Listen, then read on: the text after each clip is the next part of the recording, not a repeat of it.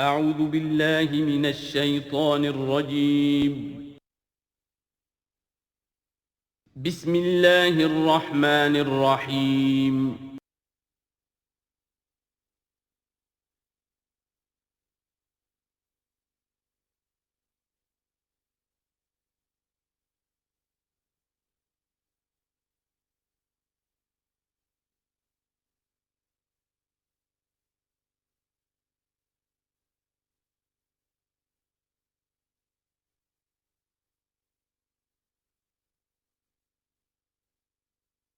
الحمد للہ وکفیٰ والصلاة والسلام علی عبادہ الذین اصطفیٰ، خصوصاً علی افضلہم وخاتم النبیین محمد الامین وعلی آلہ وصحبہ اجمعین. اما بعد فقد قال اللہ تبارک وتعالی کما ورد فی سورة الفرقان: اعوذ باللہ من الشیطان الرجیم، بسم اللہ الرحمن الرحیم. وقال الذین لا یرجون لقاءنا لولا انزل علینا الملائکۃ او نری ربنا لقد استکبروا فی انفسہم وعتوا عتوا کبیرا. صدق اللہ العظیم. سورہ فرقان میں پھر وہی مضمون آ گیا ہے کہ مشرکین مکہ کی طرف سے وہ ایک ہی مطالبہ تھا کہ جو دہرا دہرا کر بار بار سامنے آ رہا تھا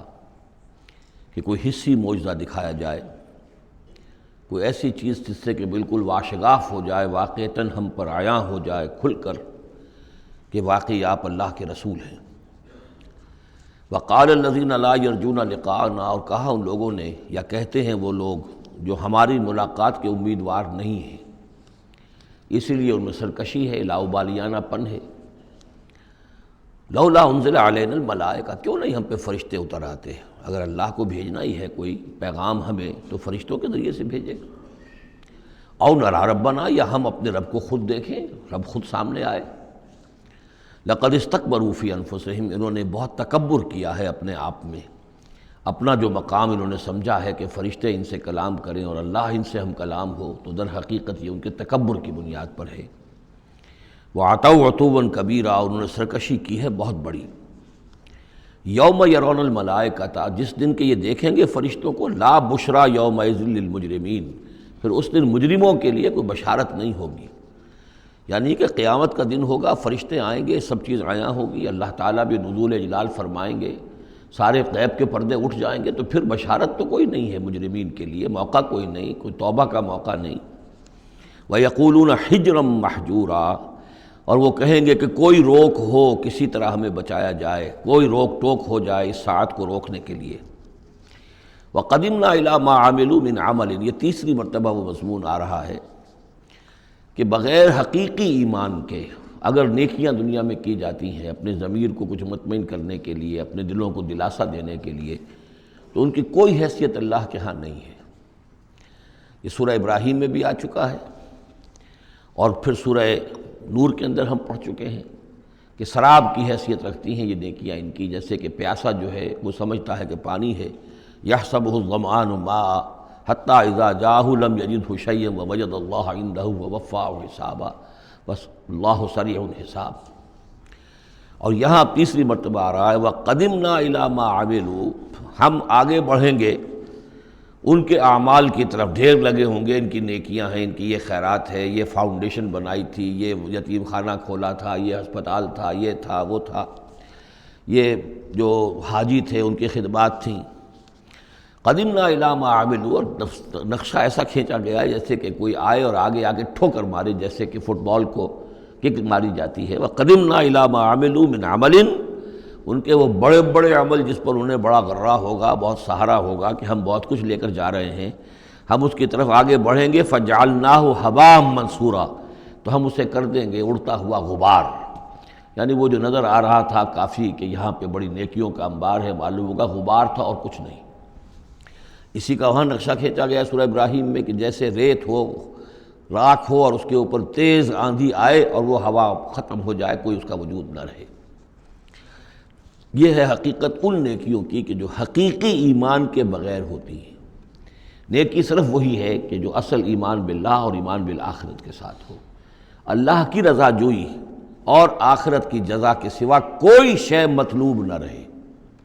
کسی درجے میں بھی کوئی اس کے ساتھ اور اپنا مطلوب اور کوئی مقصود شامل ہو گیا، شہرت شامل ہو گئی یا کوئی لوگوں کے اندر ہر دل عزیزی حاصل کر کے مجھے کوئی الیکشن لڑنا ہے، پھر ان کا مجھے لیڈر اپنے آپ کو بنانا ہے، یا کوئی اور ان کے ووٹ لینے ہیں، کوئی شے بھی شامل اگر ہو گئی تو پھر یہ کہ اللہ کی میزان میں ان کا کوئی وزن نہیں، وہ غبار ہے جو اڑ جائے گا۔ وَقَدِمْنَا إِلَىٰ مَا عَمِلُوا مِنْ عَمَلٍ فَجَعَلْنَاهُ هَبَاءً مَنْثُورًا۔ اصحاب الجنت یومئذ خیر مستقرا واحسن مقیلا، جنت والے لوگ جو ہے وہ اس لوگ ہوں گے بہت اچھے ٹھکانوں میں، اور ان کا جو ہوگا دوپہر کے آرام کی جگہ بہت ہی عمدہ ہوگی، قیلولے کی جگہ۔ وَيَوْمَ تَشَقَّقُ السَّمَاءُ بِالْغَمَامِ، اور یہ ہے وہ قیامت کا نقشہ جس دن کے آسمان پھٹے گا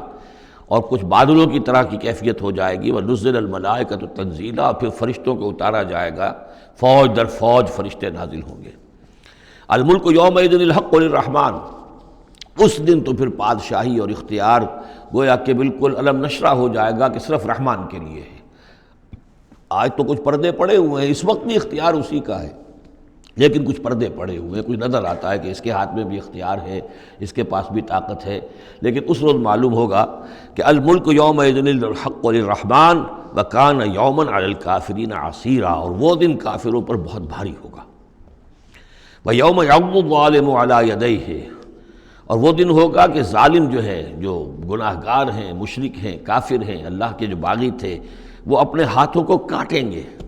اپنی جھنجھلاہٹ میں۔ یقول یا لیتنی اتخذت مع الرسول سبیلا، اور کہیں گے کاش کہ میں نے رسول کے ساتھ راستہ اختیار کیا ہوتا، رسول کے راستے پر چل رہا ہوتا، میں ان کا اتباع کرتا، ان کے ساتھیوں میں شامل ہو جاتا۔ یہی ہے وہ عض یعض، ہاتھوں کو کاٹنا، کہ جس کے لیے وہ میں نے حدیث جو آپ کو سنائی تھی کل کہ ملکن عاضًا، پہلا دور نبوت تھا، پھر دوسرا دور خلافت علی منہاج النبوہ، اور تیسرا دور حضور کی اس حدیث کی روح سے ہے ملکن عاضًا، کاٹ کھانے والی ملوکیت، ایسی ملوکیت جو ظالم ہوگی۔ یا ویلتا، وہ اس وقت کہے گا کافر کہ ہائے میری شامت، لیتنی لم اتخذ فلانا خلیلا، کاش کہ میں نے اس دن فلاں شخص کو اپنا دوست نہ بنایا ہوتا، میں نے دنیا میں فلاں شخص کو اپنا دوست نہ بنایا ہوتا، یعنی اس نے مجھے پھر ورغلایا، میرا تو دل کچھ کھلنے لگا تھا، مجھ پر حقیقت منکشف ہونے لگی تھی، میں تو کچھ مائل ہونے لگا تھا رسول کی طرف، لیکن فلاں میرے دوست نے مجھے پھر ورغلایا اور مجھے اس راستے سے واپس لے گیا۔ یا ویلتا لیتنی لم اتخذ فلانا خلیلا لقد اضلنی عن الذکر بعد اذ جاءنی، اس نے مجھے گمراہ کیا، بھٹکا دیا ذکر سے جب کہ وہ میرے پاس پہنچ گیا تھا۔ یعنی ذکر کا پہنچ جانا ایک تو یہ ہے کہ اللہ کے رسول نے مجھے سنا دیا، دوسری کہ میرے دل کے اندر بھی وہ اترنے لگا تھا، وہ مجھ تک پہنچ گیا تھا، میرے دل کے تاروں کو چھیڑنے لگا تھا، جیسے کہ کہا گیا ہے وَقُلْ لَهُمْ فِي أَنفُسِهِمْ قَوْلًا بَلِيغًا، اے نبی ایسی بات کہیے ان سے کہ جو ان کے اتر جائے، جو پہنچ جائے، ان کی روح کی گہرائیوں تک اس کی رسائی ہو جائے، وہ بات کہیے۔ تو یہ بات مجھ تک پہنچنے لگی تھی، لیکن اس نے مجھے گمراہ کر دیا۔ وَكَانَ الشَّيْطَانُ لِلْإِنسَانِ خَذُولًا، اور یقیناً شیطان جو ہے وہ انسان کو پھر دغا دینے والا ہے۔ وَقَالَ الرَّسُولُ يَا رَبِّ إِنَّ قَوْمِي اتَّخَذُوا هَٰذَا الْقُرْآنَ مَهْجُورًا، اور رسول نے کہا، فریاد کی، اے اللہ، اے میرے پروردگار، میری قوم نے اس قرآن کو ترک کر دیا ہے، اس کی طرف توجہ نہیں کر رہی ہے، اس کو سننے کے لیے تیار نہیں ہے۔ میں سنا رہا ہوں، ہر امکانی شکل میں نے اختیار کی ہے کہ سناؤں، لیکن یہ میری قوم جو ہے اس کی طرف متوجہ نہیں ہو رہی۔ یہ ہے وہ لفظ مہجوری جسے علامہ اقبال لے کر آئے ہیں، خار از مہجوری قرآن شدی، کہ اے امت مسلمہ تو جو ذلیل و خوار ہوئی ہے تو قرآن کو ترک کرنے کے باعث ہوئی ہے۔ جیسے کہ حضور نے فریاد کی، یا قیامت کے دن حضور فریاد کریں گے، یہ دونوں معنی اس کے ہو سکتے ہیں، لیکن اس وقت جو پیش نظر ہے، جو اس کی تعویل خاص ہے، وہ یہی ہے کہ حضور نے اس وقت فریاد کی کہ یہ میری قوم، یہ قریش، یہ میرے رشتہ دار بھائی بند سننے کو تیار نہیں ہے۔ یا رب ان قوم اتخذوا هذا القرآن مہجورا،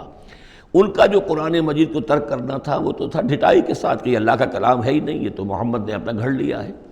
لیکن یہ ہے کہ کوئی شخص اس کلام پر ایمان کا دعویٰ کرے،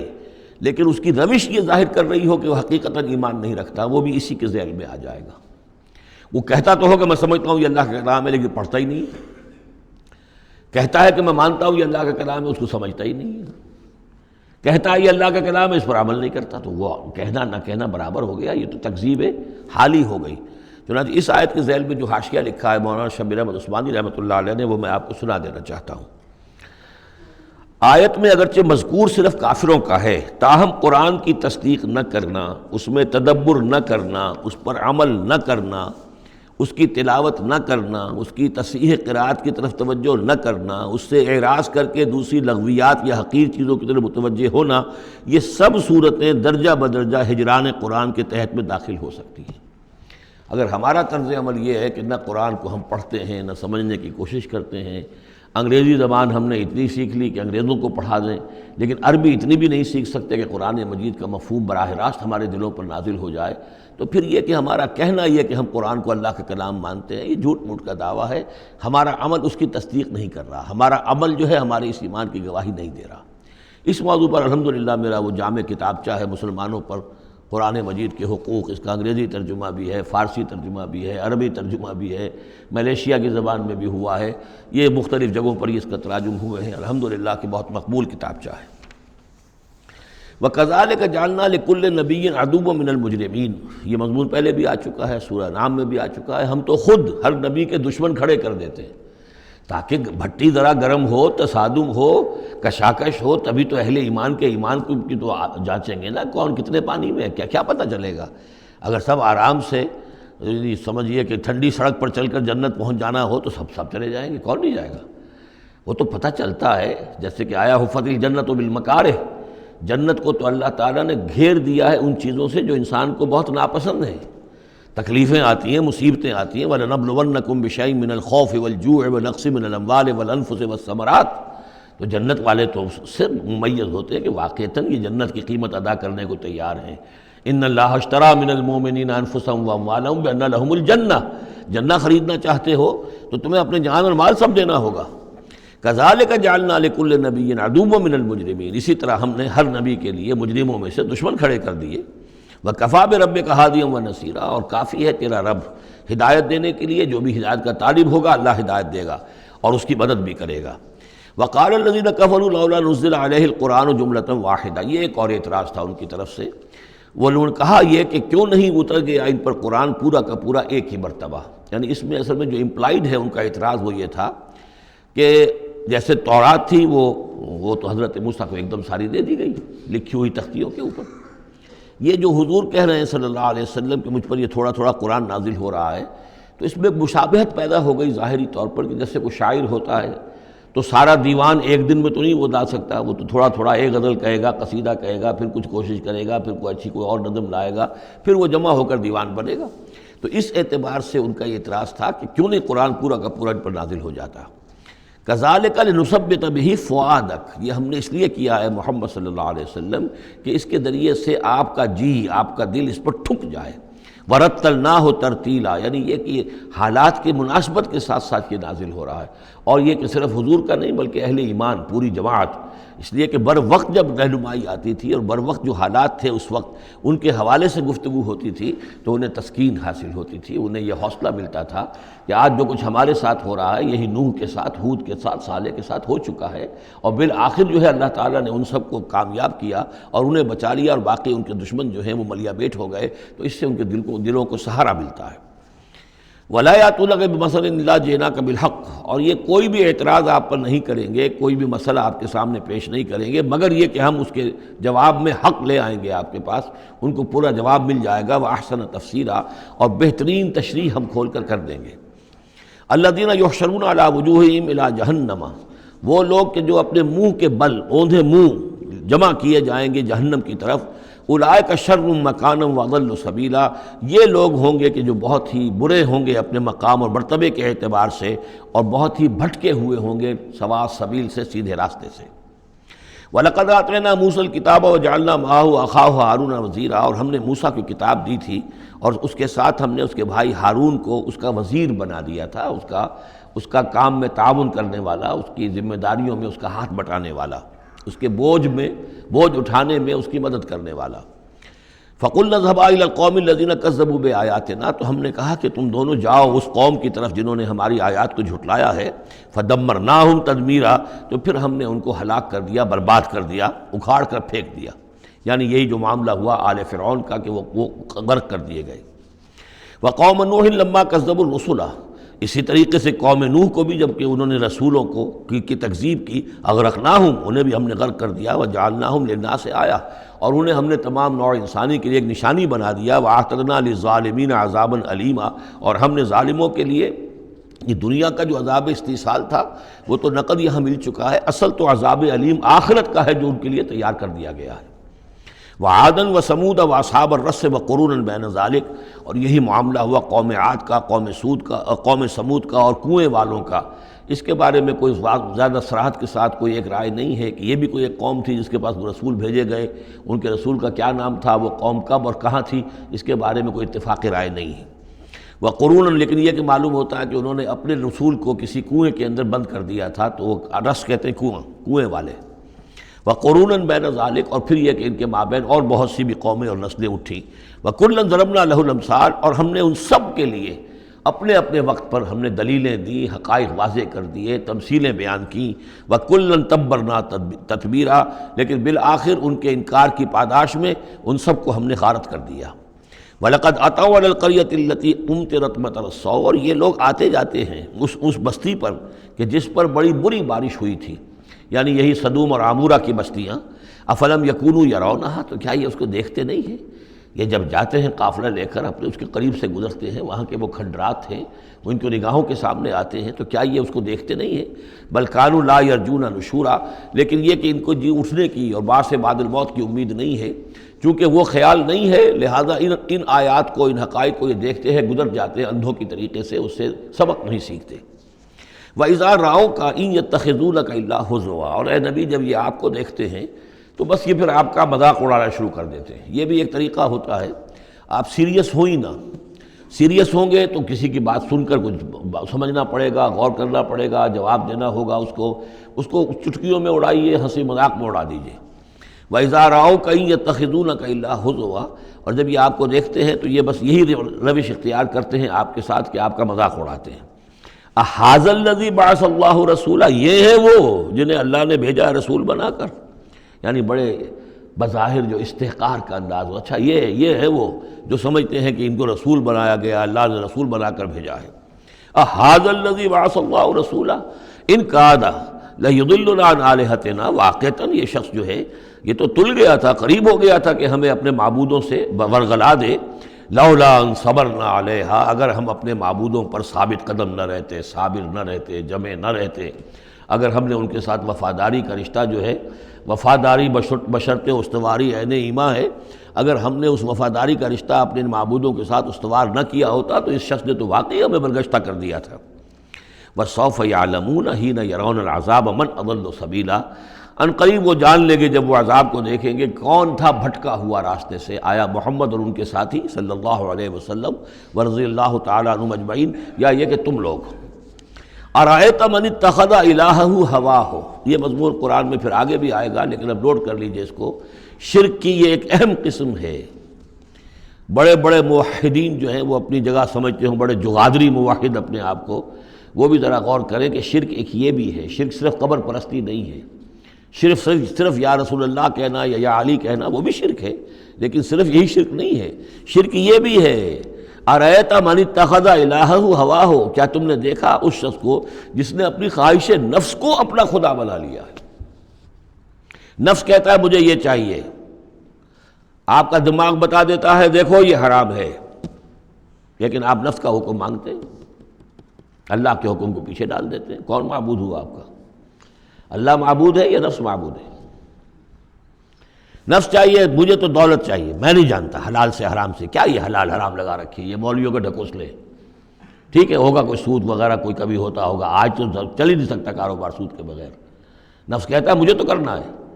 آپ نے اللہ کے حکم کو پیچھے ڈالا، نفس کا حکم مانا. کون معبود ہوا آپ کا؟ معبود تو وہی ہے جو مطاع ہو. آپ نے دیکھا کہ انہوں نے کہا تھا فرعون نے، جو ہماری قوم جس کی قوم ہماری عابدین ہے، عابدون ہے،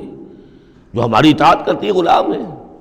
عبد وہ ہوتا ہے جو آقا کا حکم مانتا ہے، غلامی کرتا ہے، حکم مانتا ہے، فرما برداری کرتا ہے۔ تو تم نے نفس کی فرما برداری کی تو تمہارا نفس جو ہے وہ تمہارا معبود ہے۔ چاہے تم چلے کاٹتے رہو، لا الہ الا اللہ کے جو ہے وظیفے کرتے رہو لمبی لمبی، لیکن اگر نفس پرستی کر رہے ہو، اگر نفس کی خواہشات پر عمل کرتے ہو اور اس میں حرام کو بھی تم اختیار کر لیتے ہو جس کو اللہ نے حرام کیا ہے، تو نفس تمہارا معبود ہے۔ کہہ رہے ہیں لا الہ الا اللہ، لا الہ الا اللہ، اور ہے ان کا معبود وہ خود ان کا نفس ہے۔ ارأیت من اتخذ الہہ ہواہ، کیا دیکھا تم نے اس شخص کو جس نے اپنے خواہش نفس کو اپنا الہ بنا لیا ہے، معبود بنا لیا ہے۔ افانت تکون علیہ وکیلا، تو کیا ہے نبی آپ ایسے شخص کی ذمہ داری لیں گے؟ ام تحسب ان اکثرهم یسمعون او یعقلون، کیا آپ کا خیال ہے نبی کہ یہ جو اکثریت آپ کے پاس آ کر کبھی جمگھٹا کر کے جمع ہو جاتی ہے، تو کیا ان کی اکثریت سنتی ہے یا عقل سے کام لیتی ہے؟ یہ سنتے سناتے نہیں ہیں، یہ صرف اپنے عوام کو دھوکہ دینے کے لیے آتے ہیں کہ ہم تو گئے تھے جی سننے کے لیے، ہمیں کوئی بات ملی نہیں۔ آخر کو بات ہوتی تو مانتے نا، بات کوئی تھی نہیں۔ اتحسب ان اکثرهم یسمعون او یعقلون انہم الا کالانعام، نہیں ہے یہ مگر صرف چوپایوں کے مانند، بل ہم اضل سبیلا، بلکہ ان سے بھی گئے گزرے ہیں۔ چوپایوں کو تو اللہ نے وہ چیزیں دی نہیں تھی جو ان کو دی ہیں، وہ عقل دی نہیں تھی جو ان کو دی ہے، لیکن یہ کہ یہ ان سے بھی گئے گزرے ہیں۔ الم تر الی ربک کیف مد الظل، کیا تم نے دیکھا نہیں اپنے رب کی طرف کہ کیسے اس نے تاریکی کو پھیلا دیا؟ جب رات ہوتی ہے تو گویا کہ پورے اس پہ زمین کے اوپر تاریکی کی چادر جو ہے اوڑھ دی، جیسے کالی چادر ڈال دی گئی ہو۔ کیف مد الظل، رات کی تاریکی کی چادر اللہ اڑا دیتا ہے۔ وَلَوْ شَاءَ لَجَعَلَهُ سَاكِنًا، اگر اللہ چاہتا تو پھر اسی رات کو مستقل کر دیتا، یہ رات کھڑی رہتی، کبھی دن نہ آتا۔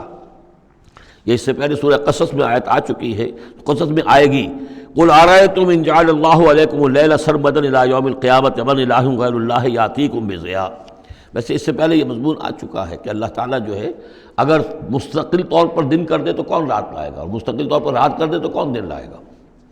تو اگر یہ رات قائم رہتی، اللہ چاہتا تو اس قائم رات ہی رہتی۔ ثم جعلنا الشمس علیہ دلیلا، پھر ہم سورج کو جب روشن کرتے ہیں، سورج جو تو اس سے یہ ہے کہ رہنمائی ملتی ہے، پھر اس سے معلوم ہوتا وہ یہ روشنی ہے اور وہ تاریکی تھی۔ تعرف الاشیاء بازدادها ثم قبضناہ الینا قبضا یسیرا، جب سورج طلوع ہوتا ہے تو آپ نے دیکھا ہوگا سائے بڑے لمبے پڑے ہوئے ہیں، پھر رفتہ رفتہ سورج اوپر ہونا شروع ہوا اور سایہ سمٹنا شروع ہوا، گویا کہ کوئی کھینچ رہا ہے، تنابیں کھینچ رہا ہے، ان کی یہ سائے جو ہیں اب سمٹ کر آ رہے ہیں۔ پھر ہم ان سایوں کو، ان تاریکوں کو، ظل کو اپنے قبضے میں لے لیتے ہیں، گھسیٹ لیتے ہیں۔ ثم قبضناہ الینا قبضا یسیرا وہو الذی جعل لکم اللیل لباسا، اور وہی ہے اللہ جس نے کہ تمہارے لیے رات کو بنا دیا ہے اوڑھنا، والنوم سباتا، اور رات کو بنا دیا ہے آرام اور استراحت، وجعل النہار نشورا، اور دن کو بنا دیا ہے نکل کر پھیلنے کی اور دنیا میں اور جو کام کرنے ہیں اس کے لیے مناسب ماحول بنا دیا۔ وَهُوَ الَّذِي أَرْسَلَ الرِّيَاحَ بُشْرًا بَيْنَ يَدَيْ رَحْمَتِهِ، اور وہی ہے کہ جو بھیجتا ہے ہوائیں بشارت دیتی ہوئی اس کی رحمت کے آگے آگے۔ رحمت باران رحمت کے آنے سے پہلے پہلے آگے آگے اس سے ٹھنڈی ہواؤں کے جھونکے آتے ہیں۔ وَأَنزَلْنَا مِنَ السَّمَاءِ مَاءً طَهُورًا، اور ہم نے اتارا آسمان سے پانی جو کہ بڑا پاک ہے اور پاکی حاصل کرنے کا ذریعہ ہے۔ جب پانی برستا ہے تو سب سے پہلے تو فضا کو پاک کرتا ہے، صاف کرتا ہے، اس کے جتنے بھی اس میں گرد و غبار ہے، جو پولیوشن ہے، اس سب کو بارش جو ہے اس کو صاف کرتی ہوئی نیچے لے آتی ہے، اور پھر اس کو لے جا کر سمندر کے اندر ڈال کر، اور پھر ڈسٹیلیشن وہاں سے شروع ہوتا ہے، اور وہ سارا گند وغیرہ جو ہے وہ سمندروں کے اندر رہ جاتا ہے، اور پھر بالکل صاف بخارات جو ہیں، بالکل صاف پانی جو ہے وہ اوپر جاتا ہے۔ تو یہ سائیکل ہے جو چل رہا ہے،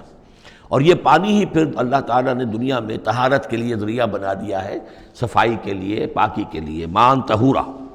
لنحیی بہ بلدۃ میتا، تاکہ ہم زندہ کریں اس کے ذریعے سے ایک مردہ آبادی کو، مردہ علاقے کو، مردہ زمین کو۔ ونسقیہ مما خلقنا انعاما وناسیا کثیرا، اور پھر ہم وہ پانی پلاتے ہیں اپنی مخلوقات میں سے جو بہت سے چوپائے ہیں اور بہت سے انسان ہیں۔ تو یہ پانی کا جو سائیکل چل رہا ہے، اس سے ایک طرف صفائی ہوتی ہے، فضا کی صفائی، زمین کی صفائی، اشخاص اور افراد بھی پھر اپنی صفائی نہانے دھونے کے لیے استعمال کرتے ہیں۔ اس کو ہمارے ہاں کہا جاتا ہے یونیورسل کیریئر۔ پانی کہیں کنزیوم نہیں ہوتا باڈی کے اندر، یہ جسم کے اندر یہ وہاں بھی ایک سرکولیشن کا ذریعہ بنا ہوا ہے، خون کو سرکولیٹ کرنے کا، اور اسی کے ذریعے سے جو بھی وہ چیزیں ہیں کہ جو میٹابولزم کے جو نتائج ہیں کہ جن کو نکالنا جسم سے ہوتا ہے، وہ کہیں گردے کے ذریعے سے، کہیں وہ پھیپھڑوں کے ذریعے سے وہ چیزیں نکلتی ہیں۔ تو در حقیقت یہ پانی کا کام صفائی ہے، ہمارے جسم کے اندر بھی یہ صفائی کا کام کرتا ہے۔ وَلَقَدْ صَرَّفْنَا بَيْنَهُمْ لِيَذَّكَّرُوا، اور اس کو ہم نے گردش میں رکھا ہوا ہے لوگوں کے مابین۔ یہ پانی گردش، یہ جو میں نے عرض کیا تھا اس سے پہلے بھی، واٹر سائیکل جو ہے کہ یہ پہاڑوں کے اوپر جا کر جو ہے یہ اوور ہیڈ ٹینکس بن جاتے ہیں، یہ گلیشیئرس ہیں بڑے بڑے، کروڑ ارب ٹن جو ہے اس وہاں پر وہ برف پڑی ہوئی ہے، وہ پانی ہے۔ اب یہ کہ اگر آپ کو سٹور کہیں کرنا پڑتا ہے اتنا پانی، تو کس طرح کے سٹور بناتے اور کیسے ٹینک بناتے، لیکن وہ پانی وہاں پہ رکھا ہوا ہے، اوور ہیڈ ٹینکس ہیں، کتنی اونچائی پر ہے۔ اب کوہ ہمالیہ کے اوپر جو ہے تو گویا کہ ہماری اس سطح سے 6 میل اوپر ہے وہ، اب وہاں پر وہ پانی ہے پڑا ہوا ہے، اب وہ اپنی اسی کشش ثقل جو ہے زمین کی، اس کے تحت وہ پھر پانی پگھل رہا ہے، نیچے آ رہا ہے، آتا ہوا وہ سمندر میں پہنچ جاتا ہے، پھر وہاں سے اس کی وہ ویپرس بن کر اوپر جاتے ہیں۔ صرفنا بینہم، ہم نے اسے گردش میں رکھا ہوا ہے لوگوں کے مابین، لیذکروا، تاکہ وہ اس سے نصیحت اخذ کریں۔ فابا اکثر الناس الا کفورا، لیکن اکثر لوگ انکاری ہیں، وہ تو سوائے کفران نعمت کے کوئی اور روش اختیار کرنے کو تیار ہی نہیں ہے۔ وَلَوْ شِئْنَا لَبَعَثْنَا فِي كُلِّ قَرْيَةٍ نَذِيرًا، اگر ہم چاہتے تو ہر بستی میں ایک نذیر بھیج دیتے، لیکن ہمارا قاعدہ یہ ہے کہ ہم بستیوں کے مرکزی مقام پر، یہ آ جائے گا اگلی صورت کے اندر جا کر، کہ یہ ایک مرکزی مقام میں ہم رسول بھیجتے رہے، یہ نہیں کہ ہر بستی میں بھیج دیں۔ وَلِكُلِّ قَوْمٍ ہَادٍ، ہر قوم کے لیے تو ہے، لیکن یہ کہ ہر بستی میں ہو اب یہ نہیں ہے۔ اللہ تعالیٰ کا طریقہ یہ ہے کہ جو بھی علاقہ ہے، جو اس کا ثقافتی، علمی، تہذیبی، سیاسی مرکز ہے، اس میں رسول کو بھیج دیا، کیونکہ باقی لوگ در حقیقت انہی کے متبعین ہوتے ہیں، انہی کے فالوورز ہوتے ہیں، انہی کی پیروی کرنے والے ہوتے ہیں۔ فَلَا تُطِعِ الْكَافِرِينَ وَجَاهِدْهُمْ بِهِ جِهَادًا كَبِيرًا، تو اے نبی آپ ان کافرین کی بات، کافروں کی بات مت مانیے۔ دیکھیے اطاعت دو معنی میں ہے، اطاعت ایک تو یہ کہ کسی نے حکم دیا اور آپ نے اس کی بات مان لی، یہ بھی اطاعت ہے کسی نے مخلصانہ انداز میں آ کے مشورہ دیا، دیکھو محمد اتنی سختی نہ کرو، یہ تم اپنی قوم کے ساتھ لڑائی مول لے رہے ہو، کیا فائدہ ہوگا، قوم ڈیوائیڈڈ ہو جائے گی، اور سوچ لو ہمارے جو قبیلے کی کوئی اگر عرب کے اندر کوئی دھاک بیٹھی ہوئی ہے تو اس لیے کہ ہمارا قبیلہ مجتمع ہے، اب اس طریقے سے تم نے جو معاملہ کر دیا، بھائی کو بھائی سے کٹوا دیا اور والدین سے بیٹوں کو جدا کر دیا، تو اس کا کیا معاملہ، اس سے بہتر ہے صلح جوئی ہونی چاہیے، اور مل جل کر کوئی بات کیجئے ایسی کہ جس سے صلح ہو جائے، کچھ آپ اپنی منوا لیں، کچھ ان کی مان لیں۔ اس قسم کا باقاعدہ کردار جو ولید بن مغیرہ کا کردار یہی تھا، اور وہ یہی چاہتا تھا کہ کسی طریقے سے یہ تصادم ختم ہو اور کسی ٹرمز کے اوپر کو مصالحت ہو جائے۔ تو بار بار جو کہا جاتا ہے فَلَا تُطِعِ الْكَافِرِينَ، تو کیا مانی، حضور کون سے کافر کی اطاعت کرنے کے لیے آمادہ تھے؟ لیکن ایسی بات ایسی ہوتی ہے کہ جس کے بارے میں کسی وقت جب کہ آدمی کسی شدید دباؤ میں ہو تو بربنائے طبع بشری ہو سکتا ہے کہ طبیعت جو ہے کچھ اس کی بات سننے کی طرف تو مائل ہو ہی جائے، جیسا کہ ہم سورہ بنی اسرائیل میں پڑھ چکے ہیں، وَإِن كَادُوا لَيَفْتِنُونَكَ عَنِ الَّذِي أَوْحَيْنَا إِلَيْكَ لِتَفْتَرِيَ عَلَيْنَا غَيْرَهُ وَإِذًا لَاتَّخَذُوكَ خَلِيلًا، یہ لوگ تو تلے ہوئے ہیں کہ آپ کو بچلا دیں اس چیز سے کہ جو ہم نے آپ پر وحی کی ہے، کہ آپ کچھ اور گھڑ کر ہماری طرف منسوب کر دیں، پھر یہ آپ کو دوست بنا لیں گے، جھگڑا ختم، لڑائی ختم ہو جائے گی۔ لڑائی تو ان کو ہماری آیات سے ہے، ہمارے قرآن سے ہے، ذاتی آپ کے ساتھ تو کوئی جھگڑا نہیں ہے۔ لیکن یہ کہ فرمایا وَلَوْلَا أَن ثَبَّتْنَاكَ لَقَدْ كِدتَّ تَرْكَنُ إِلَيْهِمْ شَيْئًا قَلِيلًا، اور اگر ہم نے ہی آپ کو جمائے نہ رکھا ہوتا تو اے محمد صلی اللہ علیہ وسلم عین ممکن تھا کہ آپ کچھ نہ کچھ ان کی طرف جھک ہی جاتے۔ تو یہ جو دباؤ تھا شدید، اس کا اندازہ کیجئے اس سے، تو فرمایا جا رہا فَلَا تُطِعِ الْكَافِرِينَ، آپ ان کی باتیں بھی بس سنیں، اس قسم کی کسی بات کے لیے آپ جس کو کہتے ہیں ٹو لینڈ این ایئر، کہ آپ اپنا کان اس کو دیں کہ وہ آپ کے کان میں آ کر یہ بات کر دیں، یہ بھی نہ کریں آپ، اس کی بھی آپ اس کا موقع نہ دیں۔ وَجَاهِدْهُمْ بِهِ جِهَادًا كَبِيرًا، اور آپ ان کے ساتھ اس قرآن کے ساتھ جہاد کیجئے، یہ قرآن تلوار ہے، اس کے ساتھ جہاد کیجئے اور بڑا جہاد کیجئے۔ یعنی مکے میں جو جہاد ہو رہا تھا 12 برس تک جو ہوا ہے، وہ تلوار والا جہاد نہیں تھا، وہ قتال نہیں تھا، وہ جہاد بالقرآن تھا۔ یہ بہت اہم موضوع ہے جس پہ میری تقریر موجود ہے، کتابچہ موجود ہے، بلکہ 2 ہے، جہاد بالقرآن اور پھر جہاد بالقرآن کے 5 محاذ آج بھی ہمارے ہاں جو بھی قومی مسائل ہیں، ملکی مسائل ہیں، ہمارے اس وقت اجتماعی مسائل ہیں، واقعہ یہ ہے کہ ان کے لیے 5 محاذ ہیں جن پر کہ قرآن مجید کی شمشیر ہاتھ میں لے کر جہاد کرنے کی ضرورت ہے۔ اب اس وقت ظاہر بات ہے کہ اس کا موقع نہیں ہے، لیکن یہ کہ اس اعتبار سے کہ ایک انقلابی جد و جہد اللہ کے دین کو قائم کرنے کی جد و جہد میں دعوت قرآن کے ذریعے سے، تربیت قرآن کے ذریعے سے، تزکیہ قرآن کے ذریعے سے، یہ ساری چیزیں ہم پڑھتے چلے آ رہے ہیں۔ تبشیر قرآن کے ذریعے، انذار قرآن کے ذریعے، تذکیر قرآن کے ذریعے، اور جو سینوں کے اندر کے جو روگ ہیں ان کا علاج قرآن سے، شفاء لما فی الصدور، نصیحت قرآن سے، یہ سارا قرآن سے۔ تو اس حوالے سے جاہدہم بہ جہادا کبیرا وہو الذی مرج البحرین، اور وہی ہے اللہ جس نے کہ 2 دریا چلا دیے، 2 روئیں چلا دی۔ ھذا عذب فرات، یہ ہے بہت ہی عمدہ خوش ذائقہ اور خوشگوار اور میٹھا پانی۔ وھذا ملح اجاج، اور دوسری رو چل رہی ہے کہ جو کڑوی اور نمکین پانی کی ہے۔ وجعلنا بینہما برزخا وحجرا مہجورا، اور ان کے مابین ہم نے ایک پردہ لگا رکھا ہے، نظر نہیں آتا، اور ایک آڑ ہے، اوٹ ہے کہ وہ آپس میں ملتے نہیں ہیں۔ اللہ تعالیٰ کی یہ یعنی صناعی ہے، اللہ کی قدرت ہے۔ وَهُوَ الَّذِي خَلَقَ مِنَ الْمَاءِ بَشَرًا، اور وہی ہے جس نے پانی سے بنایا انسان، فَجَعَلَهُ نَسَبًا وَسِحْرًا۔ اب یہاں پانی سے مراد منی بھی ہو سکتی ہے کہ جس سے ظاہر بات ہے کہ جو انسان کی تخلیق کا معاملہ ہوتا ہے، جو مشاہدے میں ہے لوگوں کے، وہ تو یہی ہے کہ گندے پانی سے تخلیق کا آغاز ہوتا ہے۔ فَجَعَلَهُ نَسَبًا وَسِحْرًا، اور پھر اس کے لیے ایک تو یہ کہ اس کے آباء و اجداد ہیں، نسب ہے اس کی، اور ایک سحرن سسرالی رشتے، بیوی کے حوالے سے بھی۔ اب ظاہر بات ہے کہ جو ساس اور سسر ہے وہ بھی ایک طرح کے والد اور والدہ ہی ہے، یہ بھی گویا کہ اللہ تعالیٰ نے ان کو وہی رتبہ عطا کیا ہے، اور اس طریقے سے رشتے جڑتے چلے جاتے ہیں۔ ورنہ تو یہ ہوتا کہ ایک ہی خاندان کے رشتے جو ہیں وہ چلے جا رہے ہیں اور آئسولیٹڈ ہو رہے تھے خاندان، لیکن یہ کہ جب یہ رشتے ہوتے ہیں شادی بیاہ سے تو وہ خاندانوں کے مابین ناطے بن جاتے ہیں، رشتے ہیں اور ناطے ہیں، اور اس طریقے سے تانا بانا جو ہے اس میں نوع انسانی کو اللہ تعالیٰ نے بن رکھا ہے۔ فَجَعَلَهُ نَسَبًا وَسِحْرًا وَكَانَ رَبُّكَ قَدِيرًا، اور آپ کا رب جو ہے وہ سب قدرت رکھنے والا ہے۔ وَيَعْبُدُونَ مِن دُونِ اللَّهِ مَا لَا يَنفَعُهُمْ وَلَا يَضُرُّهُمْ، اور وہ بندگی کرتے ہیں اور پرستش کرتے ہیں اللہ کے سوا ان کی جو نہ انہیں کوئی نفع پہنچا سکتے ہیں اور نہ نقصان۔ وَكَانَ الْكَافِرُ عَلَىٰ رَبِّهِ ظَهِيرًا، اور یہ کافر لوگ جو ہیں یہ اپنے رب کی طرف پیٹھ کیے ہوئے ہیں، انہوں نے ادھر تو پیٹھ کی ہوئی ہے، ادھر توجہ کرنی ہی نہیں۔ وَمَا أَرْسَلْنَاكَ إِلَّا مُبَشِّرًا وَنَذِيرًا، اور نہیں بھیجا ہم نے آپ کو مگر مبشر اور نذیر بنا کر، جو بھی حق کا راستہ اختیار کریں ان کو بشارت دیجئے، راح و ریحان و جنت نعیم، اللہ کی مغفرت اور رحمت کی بشارت، اور جو لوگ اس کو رد کر دیں، انکار کر دیں، ان کو خبردار کر دیجئے کہ پھر جہنم تمہارے لیے تیار ہے۔ قُلْ مَا أَسْأَلُكُمْ عَلَيْهِ مِنْ أَجْرٍ إِلَّا مَنْ شَاءَ أَنْ يَتَّخِذَ إِلَىٰ رَبِّهِ سَبِيلًا، ان سے کہہ دیجئے کہ میں نے تم سے آج تک کوئی اجرت نہیں مانگی، میں نے کبھی تم سے، میں جو تمہیں یا قرآن سناتا ہوں، یہ جو شاعر لوگ آتے ہیں قصیدے پڑھتے ہیں تو کچھ انعام چاہتے ہیں، یہ سامر جو آتے ہیں جو کہانیاں سناتے ہیں راتوں کو، سامرن بہی تہجرون جو ہے، تو اس کا معاملہ کیا، وہ بھی تم سے انعام، میں نے کبھی تم سے کوئی مانگا ہے؟ میں خلوص و اخلاص کے ساتھ تمہاری خیر خواہی میں یہ کام کر رہا ہوں۔ قل ما اسألکم علیہ من اجر الا من شاء ان یتخذ الی ربہ سبیلا، سوائے اس کے کہ میں یہ چاہتا ہوں کہ جو بھی تم میں سے چاہے، جسے بھی توفیق ہو جائے، وہ اپنے رب کی طرف راستہ اختیار کر لے، رب کے راستے پر آ جائے۔ گویا کہ میرا تو اگر کوئی اجر بھی ہے تو یہی ہے، مجھے اگر کوئی شے تمہاری طرف سے مطلوب ہے تو بس یہی مطلوب ہے کہ تم سیدھے راستے پر آ جاؤ، مجھے اور کچھ اپنی ذاتی کوئی منفعت، میری کوئی ذاتی غرض نہیں۔ وَتَوَكَّلْ عَلَى الْحَيِّ الَّذِي لَا يَمُوتُ، اور اے نبی آپ توکل کیے رکھیے اسی ہستی پر کہ جو الحی ہے، الحی القیوم، جو کہ زندہ ہے اور زندہ جاوید ہے، الذی لا یموت، جس سے کبھی مرنا نہیں ہے، جس پر کبھی موت وارد نہیں ہوگی۔ وَسَبِّحْ بِحَمْدِهِ، اور اس کی حمد کے ساتھ آپ تسبیح کیجئے، وَكَفَىٰ بِهِ بِذُنُوبِ عِبَادِهِ خَبِيرًا، اور اپنے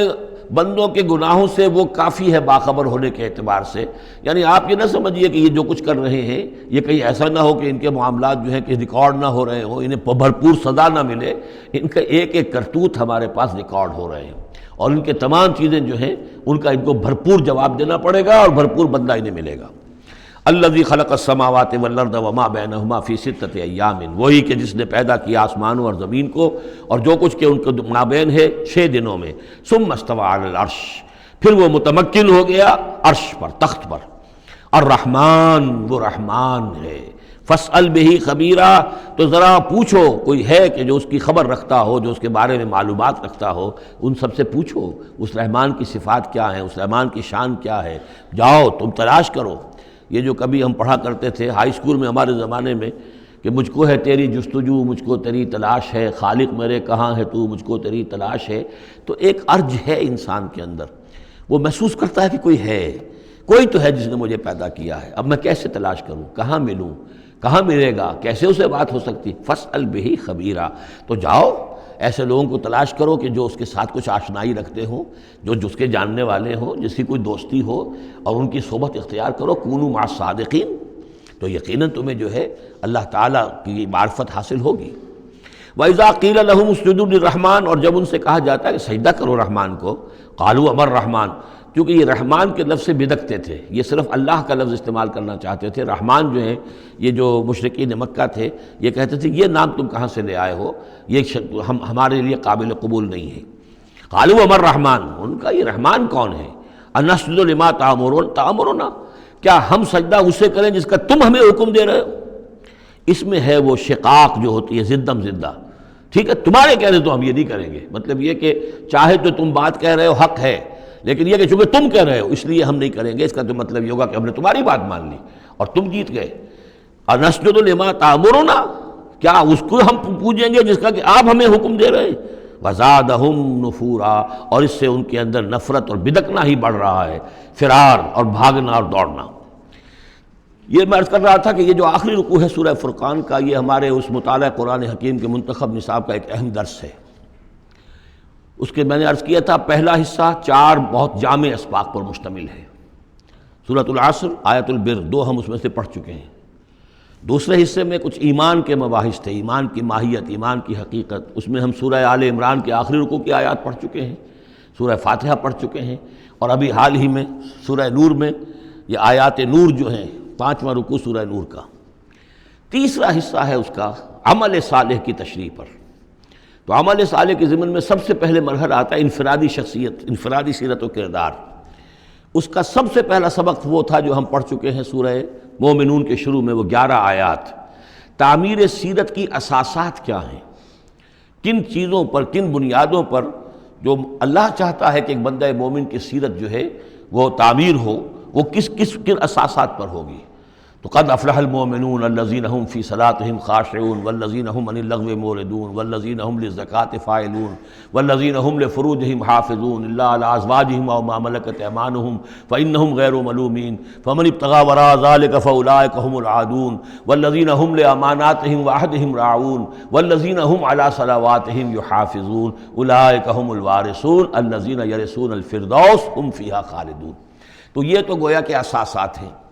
اب یہ کہ وہ پوری تعمیر شدہ شخصیت، میچور بندہ مومن، پوری تعمیر شدہ شخصیت، اس کے خد و خال کیا ہوں گے، وہ ہیں کہ جو اس رکوع میں آ رہے ہیں۔ ایک میچور بندہ مومن کی شخصیت جو ہے اس کے کیا خصائص ہیں، کیا اوصاف ہیں۔ لیکن اس سے پہلے 2 آیات کے اندر ایمان کے ضمن میں جو قرآن مجید کا جو فطری طرز استدلال ہے اس کا خلاصہ آ گیا ہے۔ تبارک الذی جعل فی السماء بروجا، بہت بابرکت ہے وہ ذات جس نے کہ آسمان میں برج بنائے، وجعل فیہا سراجا وقمرا منیرا، اور اس میں رکھ دیا ایک چراغ اور چاند جو کہ روشن ہے۔ اب یہاں نوٹ کیجئے کہ سورج کو سراج کہا ہے۔ سورج میں چونکہ کمبسچن کا عمل تحریق، جل رہا ہے، اس کے اندر حرارت ہے،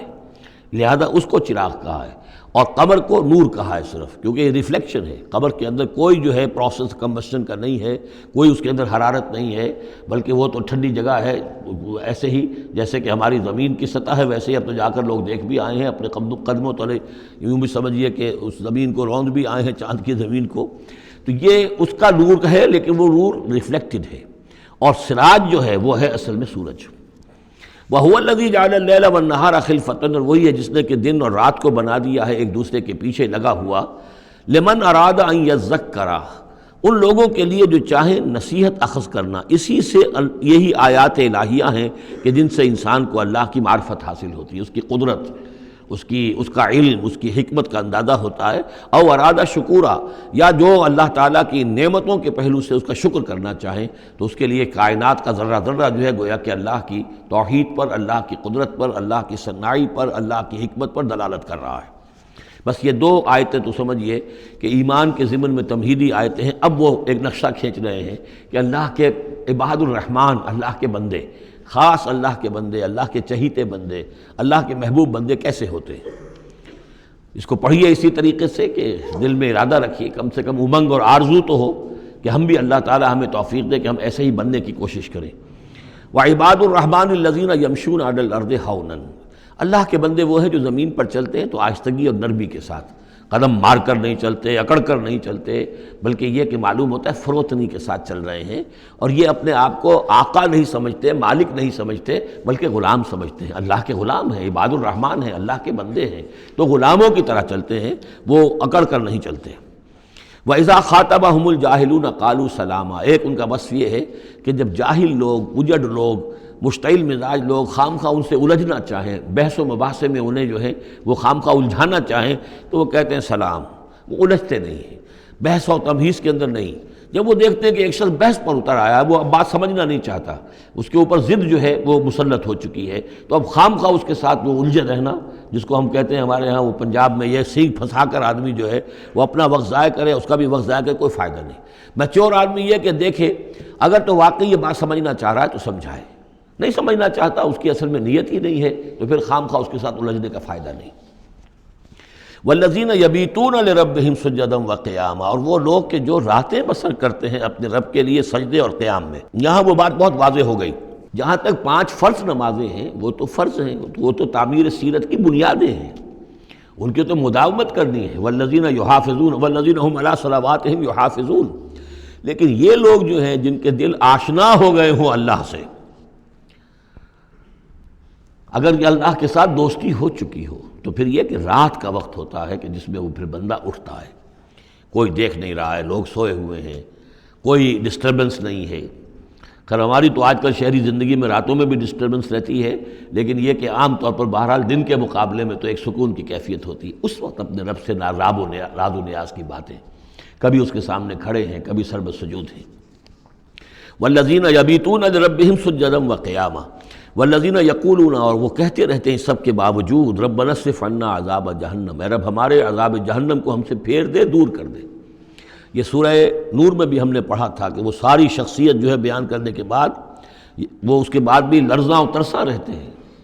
یوما تتقلب فیہ القلوب والابصار، ڈرتے رہتے ہیں اس دن کے خیال سے کہ جس میں نگاہیں اور دل الٹ دیے جائیں گے قیامت کے دن سے۔ ان عذابہا کان غراما، یقیناً اس کا عذاب جو ہے وہ چمٹ جانے والی شے ہے۔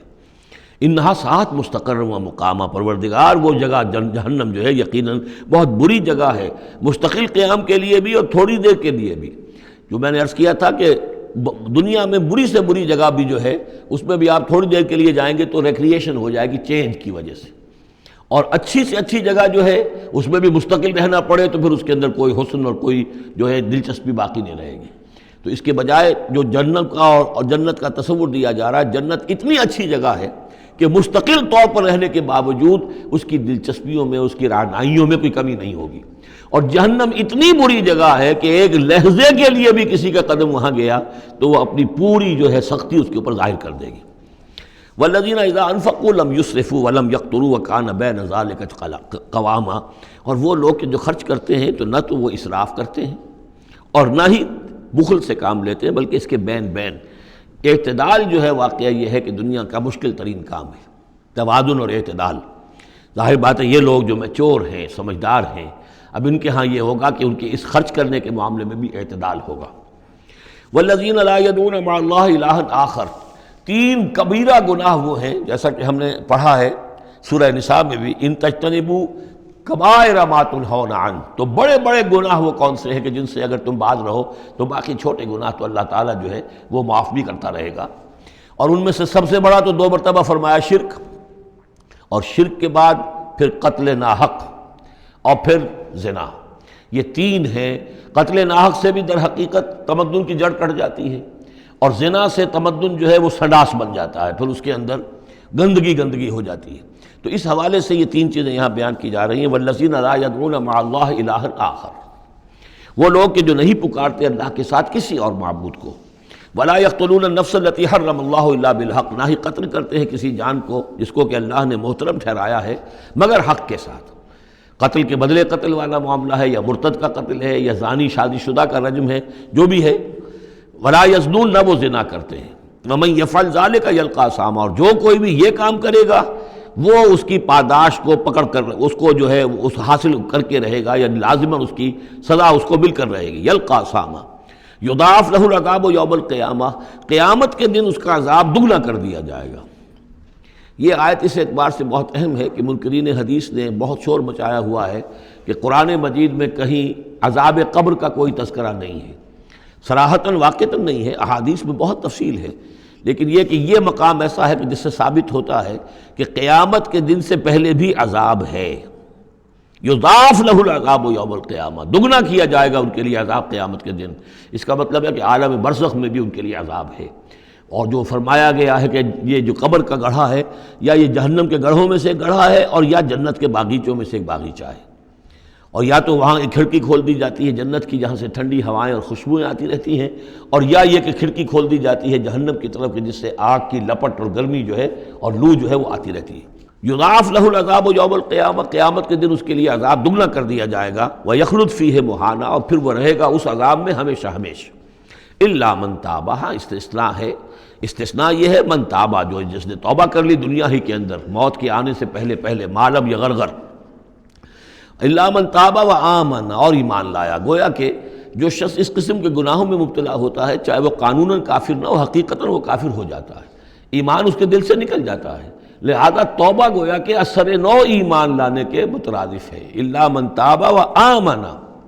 وعمل عملا صالحا، اور وہ پھر عمل کرے نیک، فاولئک یبدل اللہ سیئاتہم حسنات، تو ایسے لوگوں کی برائیوں کو اللہ تعالیٰ نیکیوں سے بدل دیتا ہے۔ اس کے دونوں معنی ہے کہ توبہ کے نتیجے میں ایک تو نامہ اعمال میں جو اندراج ہوا تھا برائی کا وہ صاف ہو جائے گا، اور اس کی جگہ نیکی کا اندراج ہو جائے گا۔ اور یہ معنی بھی ہے کہ زندگی میں، اس دنیا میں توبہ کے نتیجے میں اخلاق جو ہے وہ پاک صاف ہو جاتے ہیں، دامن اخلاق کے دھبے دھل جاتے ہیں، اور انسان کا جو دامن کردار ہے پھر صاف شفاف ہو جاتا ہے۔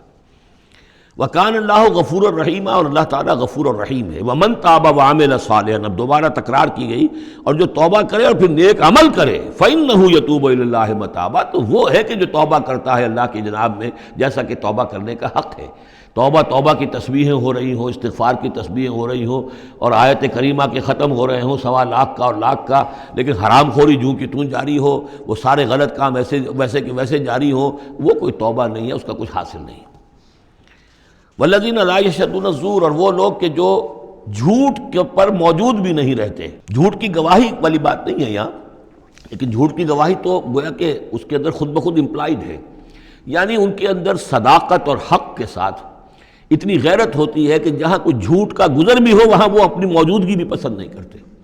جھوٹ کا دھندا ہو رہا ہو، جھوٹ کا کاروبار ہو رہا ہو، جھوٹ بولا جا رہا ہو، یہ وہاں پر ان کی غیرت اور حمیت جو ہے صداقت کے ساتھ اور سچ کے ساتھ وہ اتنی ہے کہ وہ وہاں موجودگی بھی اپنی برداشت نہیں کرتے۔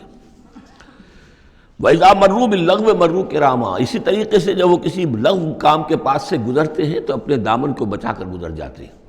دیکھیے وہاں بھی تھا سورہ مومنین کو شروع کی آیات میں وَالَّذِينَ هُمْ عَنِ اللَّغْوِ مُعْرِضُونَ، کہ جو لغو سے اعراض کرتے ہیں۔ اور یہاں یہ کہ اس کے پاس سے اگر گزر ہو بھی جائے اتفاقاً، خود تو قصد کرنا جو ہے بہت دور کی بات ہے، اس کا کوئی امکان ہی نہیں، اتفاقاً آپ راستہ چل رہے ہیں اور دیکھ رہے ہیں کوئی مداری کا تماشا ہو رہا ہے، آپ کا کوئی ارادہ نہیں تھا، لیکن وہاں رکیے بھی نہیں، وہاں سے جو ہے اپنے دامن کو بچاتے ہوئے نکل جائیے۔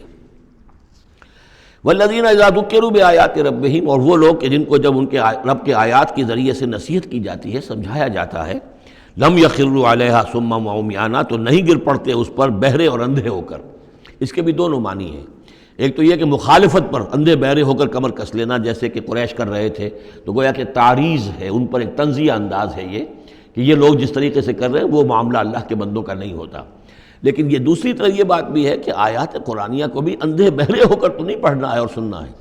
بلکہ غور کرنا ہے۔ افلا یتدبرون القرآن ام علی قلوب اقفالها، تو کیا یہ قرآن کی آیت پر تدبر نہیں کرتے؟ وَتَدَبَّرُوا فِيهِ لَعَلَّكُمْ تُفْلِحُونَ، تدبر کرو تاکہ تم سمجھو۔ تو اس طریقے سے محض جو ہے وہ قرآن مجید کو بھی اندھے بہرے ہو کر جو ماننا جو ہے اس سے بھی بہرحال عباد الرحمن جن کی یہاں تعریف کی جا رہی ہے ان کے مقام سے وہ جو مقام ہے ان کے مرتبے سے فروتر ہے۔ وَالَّذِينَ يَقُولُونَ رَبَّنَا هَبْ لَنَا مِنْ أَزْوَاجِنَا وَذُرِّيَّاتِنَا قُرَّةَ أَعْيُنٍ، اور وہ لوگ جو کہتے ہیں کہ اے رب ہمیں اپنی بیویوں اور ہماری اولاد کی طرف سے آنکھوں کی ٹھنڈک عطا فرما، یعنی یہ کہ جس راستے پر ہم چل رہے ہیں ہماری اولاد ہمارے گھر والے بھی اسی راستے پر چلیں تاکہ ہماری آنکھیں ٹھنڈی ہوں۔ ایسا نہ ہو کہ میں تو اللہ کے دین کے راستے کی طرف چلنے کی کوشش کر رہا ہوں اور اولاد کسی اور طرف کو دور لگا رہی ہے، تو ایک کشاکش ہے۔ پھر یہ جو صورتحال جو ہے فرکشن گھر کے اندر پیدا ہوتی ہے، تو اللہ تو ہمیں ہمارے گھر والوں سے آنکھوں کی ٹھنڈک عطا فرما، اور آنکھوں کی ٹھنڈک ظاہر بات ہے عباد الرحمن کی کن چیزوں میں ہوگی کہ وہ بھی اللہ کے بندے بنے، اللہ کی بندگی کے راستے کو اختیار کریں۔ وَاجْعَلْنَا لِلْمُتَّقِينَ إِمَامًا، اور ہمیں متقیوں کا امام بنا۔ اس کا یہ مطلب نہیں ہے کہ امامت کی طلب ہے، بلکہ یہ کہ ہم خود امام ہیں۔ ایک شخص اپنے گھر کا سربراہ ہے، امام ہے، تو اے اللہ جن کے ہم امام ہیں انہیں متقی بنا دے، اس لیے کہ ظاہر بات ہے کہ میدان حشر میں جب ہم چلیں گے تو اس ایک شخص کے پیچھے اس کی اولاد چلی آ رہی ہے اور معلوم ہو کہ وہ تو جہنمی ہیں جو چلے آ رہے ہیں، یہ خود تو بہرحال ایک نیک آدمی تھا، نہیں، ہمارے پیچھے جو ہماری نسلیں آئیں اے اللہ انہیں بھی متقی بنا۔ جن کے ہم امام ہیں، جو ہمارے پیچھے ہیں، جن کے کہ ہم دنیا میں جیسے کہ فرمایا ہے ایک حدیث میں بھی آتا ہے کلکم راعٍ وکلکم مسئول عن رعیتہ، تم میں سے ہر شخص کی حیثیت ایک چرواہے کی ہے، اور اللہ نے کچھ نہ کچھ مخلوق جو ہے اپنی اس کے چرواہے کے حوالے کی ہے۔ تمہاری اولاد ہے، تمہاری بیوی ہے، یہ گھر کنبہ ہے، یہ تمہارا جو ہے یہ گویا کہ تمہارے متبعین ہیں، تمہارے فالوورز ہیں، تو اللہ ہمارے فالوورز کو متقی بنا دے اور ہماری جو امامت ہے وہ متقیوں کی امامت ہو۔ اولئک یجزون الغرفۃ بما صبروا، یہ وہ لوگ ہیں کہ جن کو بالا خانے ملیں گے ان کے صبر کی جزا میں، انہوں نے صبر کیا۔ ظاہر بات ہے کہ اللہ دنیا میں بے شمار مواقع آتے ہیں حرام خوری کے، ایک بندہ مومن بچتا ہے، بہت سے مواقع پر اللہ تعالیٰ موقع دے کر آزما لیتا ہے کہ ذرا سی بھی اس کی اندر کمی ہو تو پھر یہ نکل جائے کسی غلط راستے کی طرف۔ انسان جو ہے صبر کرتا ہے، جذبات کو روکتا ہے، اپنی خواہشات کو روکتا ہے، شہوات کو تھامتا ہے، ان تمام چیزوں کو سنبھال کر یہ سب گویا کہ پوری زندگی صبر ہے۔ تو بما صبروا اولئک یجزون الغرفۃ بما صبروا، یہ وہ لوگ ہوں گے کہ جنہیں بدلے میں ملیں گے بالا خانے جنت کے ان کے صبر کے عوض۔ وَيُلَقَّوْنَ فِيهَا، ان کا استقبال کیا جائے گا وہاں جنت میں، ان بالا خانوں میں، تحیۃ وسلاما، سلام کے ساتھ اور دعاؤں کے ساتھ۔ خالدین فیہا، وہ رہیں گے اس میں ہمیشہ ہمیش۔ حسنت مستقرا و مقاما، بہت ہی عمدہ ہے وہ جگہ، مستقر کے طور پر بھی، مستقل قیام گاہ کے طور پر بھی، اور مقامہ تھوڑی دیر کے لیے بھی۔ تو یہ گویا کنٹراسٹ ہے، جہنم کو فرمایا ساعت مستقر و مقامہ، اور جنت حسنت مستقر و مقامہ۔ قل ما یعبأ بکم ربی، اے نبی ان سے کہہ دیجئے میرے رب کو تمہاری کوئی پرواہ نہیں ہے، یہ نہ سمجھو کہ میں تمہارے پیچھے اپنے آپ کو ہلکان کر رہا ہوں، تو میرے رب کو کوئی تمہاری ضرورت ہے؟ میری یا میرے رب کی کوئی ضرورت اٹکی ہوئی ہے تمہارے بغیر، وہ بات پوری نہیں ہوگی؟ یہ چھپر تم ہی اٹھاؤ گے تو اٹھے گا ورنہ اٹھ نہیں سکتا، یہ نہ سمجھو۔ قل ما یعبأ بکم ربی لولا دعاؤکم، اگر نہ ہوتا تمہیں پکارنا۔ اللہ نے یہ بات اپنے ذمہ لی ہوئی ہے کہ تمہیں خبردار کر دیا جائے۔ اللہ تعالیٰ وما کنا معذبین حتی نبعث رسولا، ہم عذاب نہیں بھیجتے رہے جب تک کہ رسول کو نہ بھیج دیں، اس لیے مجھے بھیج دیا ہے، میں لگا ہوا ہوں اس کے حکم سے، میں تمہاری گلیوں میں بھی تمہیں سنا رہا ہوں، تمہارے گھروں میں جا کر تم سے بات کر رہا ہوں، اکیلے اکیلے بھی بات کر رہا ہوں، ڈنکے کی چوٹ بھی کر رہا ہوں، لیکن یہ نہ سمجھو کہ کوئی اس میں میری غرض ہے یا میرے رب کی کوئی ضرورت ہے۔ قل ما یعبأ بکم ربی، میرے رب کو تمہاری پرہکا کے برابر کوئی وقت تمہاری نہیں ہے ان کے نزدیک، لولا دعاؤکم، اگر نہ ہوتا تمہارا پکارنا۔ فقط کذبتم، تو دیکھو تم نے جھٹلا دیا ہے، فسوف یکون لزاما، اب عنقریب یہ تمہارے ساتھ چمٹ کر رہے گا، یعنی یہ کہ اس کا جو عذاب ہے، اس کی جو پاداش ہے وہ تمہیں مل کر رہے گی۔ سورۃ الشعراء، جیسا کہ میں نے عرض کیا تھا کہ یہ اس گروپ میں جو یہ مکی صورتیں ہیں 8 آ رہی ہیں، 8 میں سے ایک ہم نے پڑھ لی، یہ ایک جو ہے یہ بغیر حروف مقطعات کے تھی، تبارک الذی نزل الفرقان علی عبدہ لیکون للعالمین نذیرا۔ باقی 7 صورتیں وہ ہیں کہ جو حروف مقطعات سے شروع ہوتی ہیں، 2 طا سین میم سے ہیں، 1 طا سین سے ہے، پھر 4 جو ہیں وہ الف لام میم الف لام میم الف لام میم الف لام میم۔ تو الف لام میم سے کل 6 صورتیں قرآن میں ہیں، 2 مدنی، سورہ بقرہ، سورہ آل عمران وہ بالکل شروع میں، اور 4 مکیات ہیں وہ جو اب آگے آئیں گی۔ یہ سورۃ الشعراء جو ہے یہ قرآن مجید کی اس اعتبار سے سب سے نمایاں سورت ہے کہ مکی صورتوں میں تعداد کے اعتبار سے آیات جو ہیں وہ سب سے زیادہ اس میں ہے، 227 آیات ہیں، لیکن یہ کہ رکوع کل 11 ہے۔ یہ وہی انداز ہے، چھوٹی چھوٹی آیتیں، تیز ردم جو ابتدائی صورتوں کا ہوتا ہے، بالکل وہ انداز ہے یہاں پر جو سورۃ الحجر والا ہے۔ سورۃ الحجر کو بھی ہم نے دیکھا کہ وہ بھی چھوٹی چھوٹی آیتیں تھیں اور اس کے اندر صوتی آہنگ بھی بہت نمایاں، اسی طریقے سے یہ سورہ شعراء ہے۔ ویسے حجم کے اعتبار سے سب سے بڑی مکی سورت سورہ اعراف ہے، 24 رکوع، آیتیں اس کی 207 ہیں، یہ 11 رکوع اور آیتیں 227 ہیں، یعنی 20 آیات فی رکوع اس کی اوسط بنتی ہے۔ پھر اس میں وہ آیت بھی موجود ہے کہ جس سے معلوم ہو جاتا ہے کہ یہ بھی ابتدائی 4 سالوں کی صورت ہے۔ تو جیسا کہ میں نے آپ کو بتایا تھا کہ ابتدائی 4 سالوں کی صورتیں ہیں اکثر و بیشتر وہ جو سورہ قاف کے بعد ہیں، لیکن ایک سورہ ہجر جو ہے وہ پچھلے گروپ کے اندر اور ایک جو ہے وہ اس گروپ کے اندر شامل کر دی گئی، اور اس کی جو حکمت میری سمجھ میں آتی ہے، اس کے علاوہ ہو سکتا ہے کہ اور بڑی حکمت ہو جس وقت میری رسائی نہیں ہوئی ہے، کہ اس میں ایک منوٹنی جو ہے قرآن مجید کی صورتوں کے مضامین کے اندر جو پھر مشابہت آتی ہے، تو ایک ہی مضمون کی صورتیں مسلسل چلتی رہیں تو اس سے بھی ہو سکتا ہے کہ طبیعت انسانی جو ہے اس کے اندر اس کی دلچسپی میں کچھ کمی ہو جائے، تو وہ انداز بدلتا، تنوع جو ہے اس کے لیے اس صورت کو یہاں پہ شامل کیا گیا۔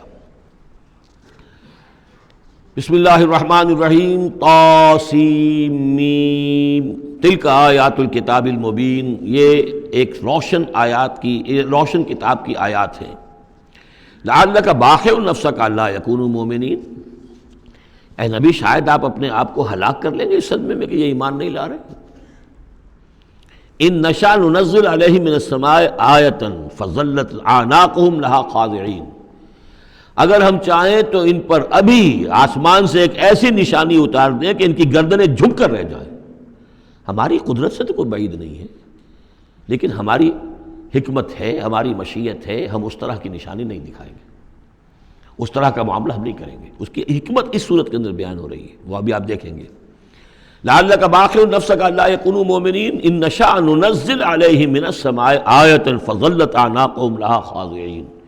وما یاتیہم من ذکر من الرحمن محدث الا کانوا عنہ معرضین، اور نہیں آتا ان کے پاس کوئی بھی ذکر، کوئی نصیحت، کوئی یاد دہانی، ہم بدل بدل کر، اسلوب بدل کر، انداز بدل کر ہم بار بار بھیج رہے ہیں آیات ان کی نصیحت کے لیے، لیکن جو بھی نیا ذکر آتا ہے، جو بھی نئی صورت نازل ہوتی، الا کانوا عنہ معرضین، وہ تو اس سے اعراض کرنے والے ہی ہیں۔ قد کذبوا، فقط کذبوا، انہوں نے جھٹلا دیا، فسیاتیہم انباء ما کانوا بہ یستہزئون، تو پھر انقریب آ جائیں گی ان تک بھی خبریں انہی چیزوں کی جن کا کہ یہ مذاق اڑاتے رہے ہیں، پھر عذاب الہی آئے گا اور پکڑ آئے گی۔ اولم یروا الی الارض کم انبتنا فیہا من کل زوج بہیج زوج کریم، کیا یہ زمین کو نہیں دیکھتے کہ کتنا ہم نے اس زمین کے اندر جو ہے کیسے کیسے طرح طرح کی چیزیں جو ہیں، عمدہ چیزیں، اور ہم نے میوے اور پھل پیدا کر دیے ہیں۔ ان فی ذلک لآیہ، اس میں ہے نشانی، نشانی انہیں چاہیے تو اس میں ہے،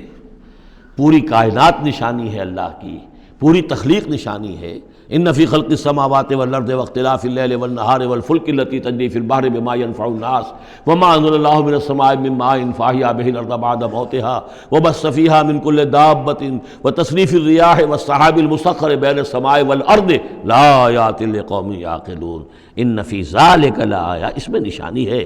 وما کان اکثرہم مومنین، لیکن اے نبی ان کی اکثریت ایمان لانے والی نہیں ہے۔ وان ربک لہو العزیز الرحیم، یہ عام طور پر عزیز کے ساتھ حکیم آیا کرتا ہے، نوٹ کیجئے، لیکن یہاں اس صورت میں آپ کو نظر آئے گا کہ عزیز کے ساتھ الرحیم۔ کیوں؟ کہ آپ کا رب یقیناً زبردست ہے لیکن رحیم ہے، یہ اس کی رحمت کا مظہر ہے کہ وہ اس طرح کا معجزہ نہیں دکھا رہا، وہ جب چاہے دکھا سکتا ہے۔ ان نشاء ننزل علیہم من السماء آیۃ فظلت اعناقہم لہا خاضعین، ابھی ہم ایک ایسی آیت اتار دیں کہ جس سے ان کی گردنیں جھکی کی جھکی رہ جائیں، لیکن نہیں، ہم عزیز ہیں، زبردست ہیں، رحیم ہیں۔ ہماری رحمت کا تقاضا یہ ہے کہ ہم ابھی اس قسم کا کوئی ان کو معجزہ نہیں دکھانا چاہتے، ابھی مہلت دینا چاہتے ہیں تاکہ ان میں سے اس دودھ کو اچھی طرح بلو لیا جائے۔